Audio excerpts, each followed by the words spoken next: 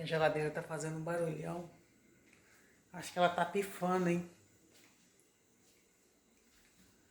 Fazendo um barulho que ela não fazia antes.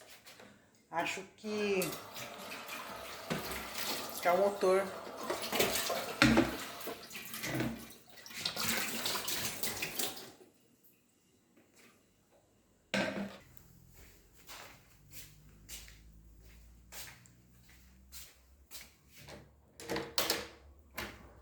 Escuro ainda.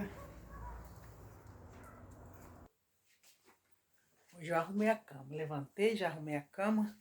Porque senão depois não dá tempo. Aí fica aquela bagunça. Já arrumei. Agora eu vou pegar a bolsa. Pra colocar marmita, né? Pra gente levar.